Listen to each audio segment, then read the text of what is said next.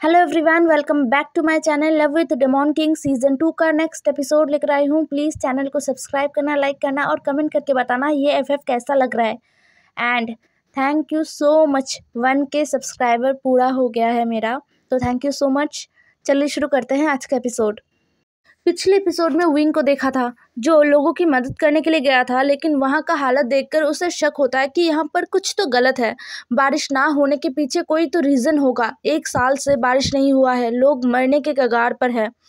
इसलिए विंग इन सारी चीज़ों के एकदम तह तक जाना चाहता था। विंग अपने साथ लाए हुए सारे सेनाओं को वहीं पश्चिमी ओर जितने भी छोटे छोटे सेक्ट है वहीं पर छोड़ दिया था उनके पास, जिससे उनको हेल्प मिल जाए। सेनाएं बहुत सारा खाना, पानी ये सब लेकर आए थे और भी बहुत सारा ज़रूरत की चीज़ें जियांग सेक्ट से आ रहा था। जियांग सेक्ट बड़ा सेक्ट है, कल्टीवेशन वर्ल्ड का सबसे बड़ा सेक्ट, तो ये उनका फ़र्ज़ होता है कि अगर कोई सेक्ट मर रहा है, अगर कोई सेक्ट को ज़रूरत पड़े तो उस सेक्ट को हेल्प करके उनकी मदद किया जाए। वही काम विंग कर रहा था। विंग ने अपने सारे सेनाओं को वहाँ पर रख दिया था और वो अपने साथ अपने पर्सनल गार्ड्स को लेकर निकल गया था इस प्रॉब्लम के तह तक जाने के लिए। ये प्रॉब्लम कैसे हो रहा है, कुछ तो अलग है। ऐसा नहीं है कि प्रकृति नाराज़ है, ऐसा नहीं है। यहाँ पर कुछ और है जिससे बारिश नहीं हो रहा है, जिसके कारण बारिश नहीं हो रहा है, और विंग को वही पता लगाना है। विंग जंगलों में चला गया था पश्चिमी ओर। जंगल में पहला रात बिताने के बाद ही विंग को ये पता चल गया था, विंग के सारे सेनाओं को, मतलब विंग के पर्सनल गार्ड्स को भी ये पता चल गया था कि उनके ऊपर नज़र रखा जा रहा था। इसलिए सुबह ही वो अलग हो गए। अब वो 4 ग्रुप में डिवाइड होके 4 तरफ चले गए थे। अभी पूरा दिन ढूंढने के बाद भी कुछ नहीं मिला। सारे ग्रुप एक दूसरे के साथ संपर्क भी नहीं कर पा रहे थे। सभी अपने अपने जगह पर आराम कर रहे थे। मिडनाइट को उनको फील हुआ, फिर से वही विंग को फिर से वही फील हो रहा था कि बहुत सारी नज़रें उसके ऊपर है। वो अपने बॉडी को फील नहीं कर पा रहा था, लेकिन इस बार कुछ अलग हुआ। विंग को ऐसा फील हो रहा था कि उसका बॉडी हवा में उड़ रहा है। वो अपने आप को हवा में फील कर पा रहा था। साथ में बाव भी कुछ आवाज़ें नहीं निकाल पा रहा था, ना ही अपने बॉडी को मूव कर पा रहा था, लेकिन उसका भारी हुआ सांस विंग को साफ साफ सुनाई दे रहा था। इन सारी चीज़ों में ही विंग का आंखें धीरे धीरे बंद हो रहा था। विंग खुद पर कंट्रोल नहीं कर पा रहा था, खुद के बॉडी पर कंट्रोल नहीं कर पा रहा था। नेक्स्ट मॉर्निंग जब विंग का आंखें खुला तो वो हैरान हो गया था। पहले तो उससे अपने सर में बहुत ज़्यादा दर्द हुआ, लेकिन चोट नहीं लगा है, ये विंग फील कर पा रहा था। विंग अपने सर को पकड़ के उठता है। उठने के बाद इधर उधर देखने लगता है, ये कौन सा जगह है। विंग अपने आसपास अच्छी तरीके से देखता है। विंग एक जंगल में था, वो भी हरा भरा जंगल। यहाँ पर हर एक चीज़ बहुत ही ताज़ा था। मतलब होता है ना, जो जिस जंगल में बारिश, धूप सब कुछ इक्वली मिलता है, तो वो जंगल हरा भरा ही तो होता है। विंग ने देखा कि वो एक पिंजरे में बंद है। ये पिंजरा अजीब है क्योंकि ये बेलों से बनाया गया है, मतलब पेड़ के शाखाओं से बनाया गया है। विंग हैरान हो गया था, ऐसा पिंजरा कौन बनाता है। विंग अपने आसपास देखता है बाव को ढूंढने के लिए, लेकिन बाव विंग के आसपास नहीं था। विंग बाव को ना देखकर पैनिक कर गया था। उसे बाव का चिंता हो रहा था कि कहाँ पर चला गया, वो ठीक तो होगा ना। ये सोचते हुए विंग जल्दी से उन बेलों को, मतलब उस वेलों से बना हुआ जो पिंजरा है ना, उसको छूने लगा, उसको तोड़ने की कोशिश करने लगा। लेकिन इतना जोर का झटका लगाना विंग को, विंग का पूरा शरीर एकदम अकड़ गया था उस झटके से। विंग पिंजरे के बीच में खड़ा हो गया था। एकदम पिंजरा बहुत बड़ा था, तो विंग एकदम बीचों बीच खड़ा हो गया था। ये वेल मतलब जैसा दिख रहा था वैसा नहीं है, इनमें कुछ अलग है, ये जादुई है। ये सोचते ही विंग ने अपने सुइबियान को तलाशना शुरू किया, लेकिन सुइबियान उसके पास नहीं है। विंग अब आसपास देखता है, वो बस जंगल के बीचों बीच शायद है। उसे ऐसा फील हो रहा था उसके आसपास कोई नहीं है, कोई जानवर नहीं है, कोई जीव कुछ नहीं है। विंग को समझ नहीं आ रहा था। विंग चिल्लाता है और बोलता है, कौन हो, मुझे यहाँ से बाहर निकालो, अभी के अभी सामने आओ। जैसे ही विंग ने ये कहा ना, कुछ देर तक तो एकदम साइलेंस था। उसके बाद ना, मतलब पत्तों के हिलने का आवाज़, आ रहा था। मतलब होता है ना कि कोई छोटा जानवर अगर पत्तों के बीच से या फिर झाड़ियों के बीच से निकल के आता है तो कैसा आवाज़ होता है, उसी तरीके से आवाज़ें होने लग गया था। लेकिन वो एक दो जानवर नहीं थे, बहुत सारे जानवर एक साथ आ रहे थे, छोटे छोटे। ये विंग को फील हो रहा था। लेकिन ये क्या, ये तो जानवर ही नहीं है। विंग हैरान हो गया था अपने सामने का नज़ारा देखकर। वहाँ पर ढेर सारे छोटे छोटे डेमॉन्स थे जो शायद बोने थे। उनका उम्र था लेकिन वो छोटे छोटे थे। विंग ने हैरानी से उनकी तरफ देखा और पूछा, तुम ही लोग थे ना जो शुरुआत से हम सभी को नज़र में रख रहे थे? उनमें से एक बोना कहता है, एकदम चुप रहो, तुम बंदी हो तो ज़्यादा बकबक मत करो, वरना हम नाराज़ हो जाएंगे और तुम्हें हम मार डालेंगे। हमसे डरो, हम डेमॉन्स हैं, समझ में आया? विंग ने उन चूज़ों की तरफ देखा और बोला, सच में तुम लोगों से डरूं? और मैं? क्या बकवास है। फिर विंग चिल्लाते हुए कहता है, ये बताओ मेरे साथी कहाँ पर है? वो सारे चूजे ना, मतलब वो सारे छोटे छोटे डेमॉन्स हंसने लग गए थे और बोल रहे थे, हाँ वो वहीं पर है जहाँ पर उनको होना चाहिए। अब वो तुम्हें दोबारा कभी नहीं मिलेंगे।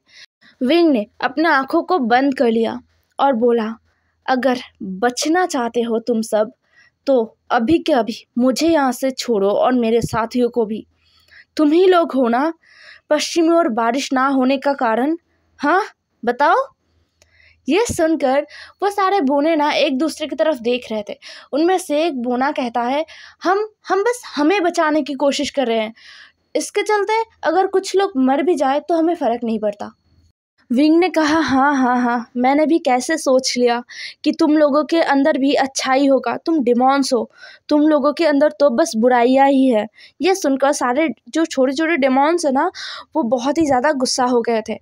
वो सभी विंग की तरफ गुस्से से देख रहे थे। विंग ने कहा, तुम लोगों को पता है वहाँ पर बूढ़े हैं, बच्चे हैं जो खुद से कुछ नहीं कर पाते हैं। वो मर रहे हैं बिना पानी के, बिना खाना के, और तुम लोग यहाँ पर आराम से रह रहे हो। हाँ, उनके हक का दाना पानी उनसे छीन रहे हो। ये सुनकर सारे डेमॉन्स आपस में बातें करने लग गए थे। मतलब वो ऐसे खुसुर फुसुर कर रहे थे। विंग को अच्छा नहीं लग रहा था। विंग को अपने साथियों का चिंता हो रहा था, इसलिए विंग अब रुकता नहीं है। ये शाखाएं जादुई है, लेकिन विंग वो कच्चा खिलाड़ी थोड़ी है। वो ऐसे ही पूरे कल्टीवेशन वर्ल्ड का सबसे ताकतवर कल्टीवेटर नहीं है। उसके अंदर क्वालिटीज़ है, तभी वो है। विंग ने अपने स्पिरिचुअल एनर्जी का यूज़ किया। जैसे ही विंग ने अपने स्पिरिचुअल एनर्जी का यूज़ किया, वो शाखाएं एकदम टूट गए थे और बिखर गए थे। वो शाखाएं हर जगह बिखर गए थे और वो सारे डेमॉन्स, कुछ डेमॉन्स फिर से दौड़ के ना छुप गए थे झाड़ियों में, और कुछ एक दूसरे के पीछे छुप रहे थे। विंग को इन्हें देखकर तो लग ही रहा था कि ये उतने ताकतवर नहीं है। ये विंग का प्लान था शुरुआत से। विंग चाहता था जो कोई भी विंग को और विंग के साथियों को नज़र में रख रहा है, वो विंग और विंग के साथियों को पकड़ ले, जिसके चलते विंग उस इंसान के पास पहुंच जाए। अगर विंग ऐसे ही अंधे की तरह ढूंढता रहेगा तो वो कभी भी उनके पास नहीं पहुंच पाएगा। इसी प्लान के साथ विंग रात को बाव के साथ बातें कर रहा था, और विंग को पता था कि ये सारी बातें ये लोग भी जो उनके ऊपर नज़र रख रहा था वो भी सुन रहे थे। ये डेमॉन्स ने भी सुन लिया था, इसीलिए तो रात को उनको उठा लिया डेमॉन्स ने। अब विंग अपने आप को छुड़ाता है और उन डेमॉन्स की तरफ गुस्से से देखता है और कहता है, तुम लोगों के पास शक्तियाँ है, इसका मतलब ये नहीं कि तुम मासूम लोगों का ऐसे बुरा करते रहोगे। तुम मासूम लोगों के ज़िंदगी के साथ खिलवाड़ करते रहोगे। वो डेमॉन्स विंग से बहुत ही ज़्यादा डर रहे थे। विंग के उस पिंजरे से बाहर आने के बाद ही डर रहे थे बहुत ज़्यादा। बहुत सारे लोगों को, आज से पहले बहुत सारे लोगों को इन डेमॉन्स ने डरा कर भगाया है, लेकिन ये इंसान तो कुछ हटके हैं। ये वो डेमॉन्स फील कर पा रहे थे, इसीलिए वो डर रहे थे। उनमें से एक डेमॉन आगे आती है। विंग ने गौर से देखा तो उसको महसूस हुआ कि ये डेमॉन बुजुर्ग है। ये सारे डेमॉन्स लगभग इंसानों की तरह ही दिखते हैं, लेकिन ये बोने हैं और इनके कान और नाक थोड़े लंबे हैं, इंसानों से ज़्यादा लंबे हैं। विंग के पास जो डेमॉन आया था वो बूढ़ा था। उसके हाथों में एक छड़ी था। उस छड़ी के सहारे वो डेमॉन चल रहा था। चलते हुए वो विंग के करीब आ रहा था। जैसे जैसे वो डेमोन विंग के करीब आ रहा था ना, वो बाकी जो और डेमॉन्स थे वो चिल्ला रहे थे और कह रहे थे, दादाजी आप क्यों जा रहे हो, ये इंसान आपको मार डालेगा। वो बूढ़ा इंसान कहता है, फर्क नहीं पड़ता, वैसे भी मैं बूढ़ा हो चुका हूँ, अगर मैं मर भी जाऊँ तो भी कोई फर्क नहीं पड़ेगा। ये बोलते हुए वो डेमॉन विंग के पास आया और विंग की तरफ अपना सर ऊंचा करके देखते हुए कहा, हमें भी जीना है, हमारे यहाँ भी बूढ़े हैं, बच्चे हैं जिन्हें हमें बचाना है। हम जो कुछ भी कर रहे हैं ये हम इसलिए नहीं कर रहे क्योंकि हमें मज़ा आ रहा है, हमें भी पता है कि उन लोगों का भी बुरा हाल है, लेकिन हम क्या करें, हम मजबूर हैं। अगर आप हमें आज मार देंगे तो हम मुक्त हो जाएंगे, लेकिन जब तक हम नहीं मरेंगे तब तक हम पश्चिमी ओर बारिश नहीं होने देंगे। अगर हमने ऐसा किया तो वो पश्चिमी ओर के लोग दोबारा पश्चिमी जंगल में आएंगे और हमारे लोगों को मारेंगे। ये पश्चिमी जंगल हमारा बसेरा है, सदियों से हम यहीं पर रहे हैं, लेकिन धीरे धीरे जब लोग पश्चिमी ओर बढ़ने लगे, नए नए कबीले तैयार होने लगे, लोगों का आकर्षण का केंद्र हो गया था ये जंगल। वो इस जंगल में आते और खेलते हुए छोटे बच्चे बोनों को मार देते और अपना वीरता साबित करते। सालों तक ऐसा चलता रहा, हजारों हमारे परिवार के लोग मारे गए। अंत में आज से लगभग 50 साल पहले मेरे दादाजी बचे कुचे बोने उसको लेकर यहाँ पर आ गए, पश्चिमी जंगल को छोड़कर यहाँ पर आ गए। ये जगह रहने के लायक नहीं था, लेकिन हमारे पूर्वजों ने मिलकर इस जगह को रहने के लायक किया। ये जगह छोटा है, लेकिन फिर भी हम यहीं पर रहने के लिए मजबूर है। अगर हम बाहर निकलेंगे तो हमें फिर से शायद मारना शुरू कर देंगे सभी। हमारे पास कुछ शक्तियाँ हैं जो ईश्वर ने हमें दान दिया है, उसी शक्तियों के ज़रिए हम इतने सालों तक जिंदा रहते हैं। हम कभी भी, इंसान हो या जानवर, किसी का भी बुरा करने के बारे में नहीं सोचते, लेकिन इंसान और जानवर हमारे बारे में नहीं सोचते। उन्हें तो बस लगता है कि हम बुरे हैं और हम बस बुरा काम ही करते रहेंगे। लगभग 3 साल पहले हमारे यहाँ सब कुछ सूख गया, बारिश होना बंद हो गया, कुछ भी सही नहीं चल रहा था। अंत में जाके हमने अपनी शक्तियों से पश्चिमी ओर का बारिश यहाँ पर लेकर आ गए। हमें पता है हमने गलत किया है, लेकिन इंसानों ने भी तो हमारे साथ गलत किया है। अगर वो हमारे साथ मिलजुल कर रहते तो शायद हम अभी भी पश्चिमी जंगल में ही रहते और वहाँ के लोगों को कोई परेशानी भी नहीं होता, वहाँ का बारिश भी हर साल होता। ये कहते हुए वो डेमॉन, जो बुजुर्ग इंसान है ना, वो खांस रहे थे। विंग को गुस्सा आ रहा था पहले इनके ऊपर, बट ये सच है, जो कुछ भी यहाँ पर कहा जा रहा है ये सच है। पहले के लोग हमेशा से ही डेमॉन्स, राक्षस, इनको मारने के बाद ये सोचते थे कि वो सर्वशक्तिमान हो गए हैं। अपने आप को प्रूव करने के लिए, अपनी ताकत को प्रूव करने के लिए वो डेमॉन्स और जो बड़े बड़े जानवर, इन सारी चीज़ों का हंट करते रहते थे। विंग को अच्छा नहीं लगता, ये सब कुछ विंग के नीति के खिलाफ है। हाँ, विंग बस उन्हीं लोगों को मारता है जो समाज के लिए खतरा है, जो बुरे लोग हैं, जो हार्म करते हैं, चाहे वो जानवर हो या फिर लोग, विंग उनको नहीं छोड़ता है। लेकिन जो समाज के लिए खतरा नहीं है, जो इस पूरे कल्टीवेशन वर्ल्ड के लिए खतरा नहीं है, उन्हें मारकर लोग अपने आप को प्रूव करते थे। ये बहुत साल पुराना बात है, लेकिन विंग ने बहुत सारे हिस्ट्री में पढ़ा है। अपनी मदर से भी विंग ने ये सारी कहानियाँ सुना है, तो विंग को इन सारी चीज़ों के बारे में पता है कि पहले कल्टीवेशन वर्ल्ड में हर जगह डिमॉन्स हुआ करते थे।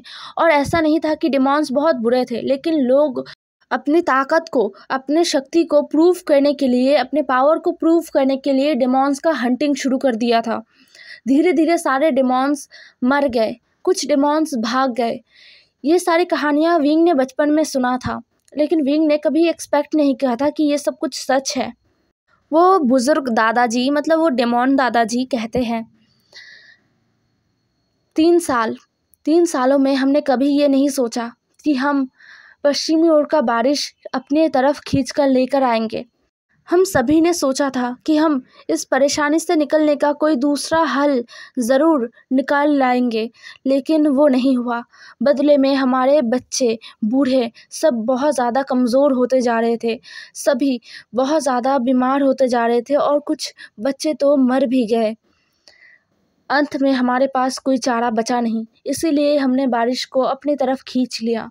विंग अब बैठ गया था, वो ज़मीन पर बैठ गया था। वो बैठने पर ही उन लोगों के आमने सामने हो सकता था और बात कर सकता था, इसलिए विंग बैठ गया था ज़मीन पर। बैठने के बाद विंग ने पूछा, आप लोगों को हमारे आने का खबर कैसे चला? तो वो डेमॉन दादाजी कहते हैं, हमारे कुछ सैनिक बाहर जाते रहते हैं, पश्चिमी ओर जंगलों में घूमते रहते हैं देखने के लिए कि कोई डेमॉन हंटर या फिर शिकारी जंगल में आया है या नहीं, क्योंकि अभी भी जो शिकारी है जंगली जानवरों को मारने के लिए आते रहते हैं। इसीलिए हम उन जंगली छोटे छोटे जानवरों को बचाने के लिए अपने सैनिकों को पश्चिमी ओर जंगल में भेजते रहते हैं। वो पहरा देते हैं और जो शिकारी है उन्हें बेहोश करके जंगल से बाहर फेंक दिया जाता है। हम उन्हें हार्म नहीं पहुंचाते। उन्हीं सिपाहियों ने आप लोगों को देखा था और उन्हें लगा था कि आप लोग शायद यहाँ पर हंट करने के लिए आए हो, जानवरों को मारने के लिए आए हो। उन्होंने हमें बताया था और जब आपने कहा कि आपको एहसास हो रहा है कि कोई आपका पीछा कर रहा है, तब हम डर गए थे, इसलिए हमने आपको उठाकर यहाँ पर ले आए। ये कहते हुए वो दादाजी अपने सर को झुका लेता है। विंग अब क्या कहे, उसे समझ नहीं आ रहा था। ये सब बहुत ही अगर वो पश्चिमी ओर के लोग अगर असहाय है, अगर वो मजबूर है, अगर वो कमज़ोर है, तो ये लोग भी वही है, कमज़ोर है। हाँ, ये डिमॉन्स है बट फिर भी ये कमज़ोर ही है। इनके पास नाम का ही शक्ति है, कुछ शक्तियाँ हैं जिनसे सच में ये खुद को प्रोटेक्ट नहीं कर पाएंगे। दूसरी तरफ वांग जी जो कि महल में था, वो महारानी यू के साथ महल के कामों में हेल्प कर रहा था। मिंगाओ को ये अच्छा नहीं लग रहा था, यहाँ तक कि सारे कॉन्क्यूपेंस को भी ये चीज़ अच्छा नहीं लग रहा था। सारे कॉन्क्यूपेंस ने तो ये सोचा था कि महारानी यू का कान भर देंगे, महारानी यू के मन में राजकुमार लान वांगजी के लिए इतना ज़्यादा जहर भर देंगे कि वो राजकुमार लैन को इस महल से ही निकाल देंगे। लेकिन इसका उल्टा हुआ।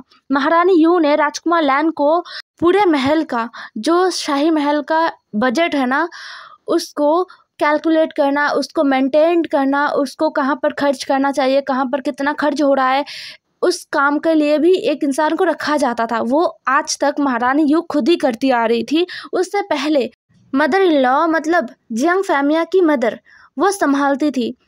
ये काम इतना इम्पोर्टेंट है कि हर पीढ़ियों में बस जो महारानियाँ होती हैं वही संभालती थी। लेकिन अभी महारानी यू ने ये काम, अपना जो काम है ना, पूरा महल का बजट और पैसों का जो हिसाब किताब है, पैसों के संभालने का जो जिम्मा है, वो वांग जी के हाथों में दे दिया था। ये इतना शॉकिंग था, सारे लोग बहुत ज़्यादा शॉक्ड हो गए थे। जियांग फैमिया ने भी ये सुना। जियांग फैमिया ने बस महारानी यू से ये पूछा था कि क्यों, क्या तुम थक रहे हो बहुत ज़्यादा?